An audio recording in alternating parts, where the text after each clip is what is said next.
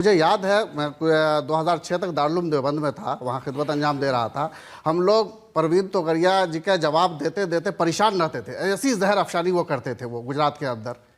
लेकिन उनका अगर मुंह बोल बंद किया है या उसको अगर सही तरीके से ठिकाने लगाए हैं, अब ये मेरे ख्याल से पब्लिक मीटिंग में बोलने की बात है या नहीं है, तो ये नरेंद्र मोदी जी है जिन्होंने उनको ठिकाने लगाया और उनको कहा गया कि तुम अपनी औकात में रहो, ज़्यादा बोल, आप उसका कोई भाषण नहीं आता या कोई इस तरीके से मुसलमानों के ऊपर जहर अफशानी नहीं करते। तो इस तरीके से हमको कभी कभी ऐसा लगता है। ये मैं आपसे पूछना चाहता हूँ कि क्या वाकई में अब गुजरात में प्रवीण तोगड़िया और बजरंग दल के लोग कुछ नहीं कर सकते?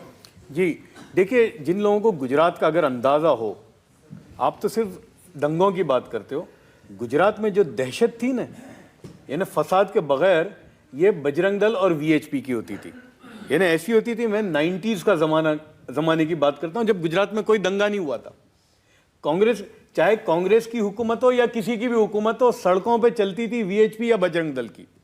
यानी उनकी दादागिरी का ये आलम था कि अहमदाबाद शहर में आप नॉन वेजिटेरियन रेस्टोरेंट नहीं खोल सकते थे। और तोगड़िया साहब की चलती थी पुलिस में। ये जो वंजारा वगैरह जो अंदर है ना, ये ब्लू आइट बॉय तोगड़िया के थे और मुसलमान दहशत में था इनके उसमें। और बिल्कुल मैं मौलाना की बात को तायद करूंगा कि अगर कोई मर्द मुजाहिद है जिसने इनको ठिकाने लगा दिया और इनको बिल्कुल ऐसा न्यूट्रलाइज कर दिया है कि जिसका कोई अंदाज ही नहीं।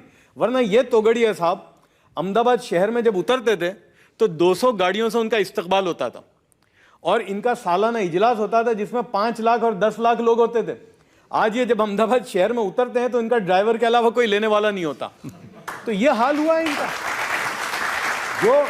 जो तकरीर भरूच भावनगर में की ना इन्होंने, जो बहुत चली अभी, जी बिल्कुल, तो आप इससे अंदाजा लगाओ कि तोगड़िया साहब 5 लाख और 10 लाख के मजमे को एड्रेस करने वाले 15-20 के बीच में हो गए। तो ये किसने किया है? तो ये बहुत बड़ा उसमें रोल है नरेंद्र मोदी साहब का कि उन्होंने बिल्कुल वो जो ताकतें जिनसे मुसलमानों को दहशत थी।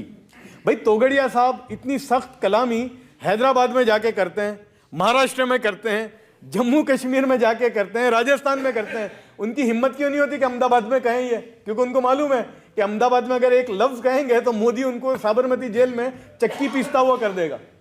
तो ये बहुत बड़ा उनका रोल है।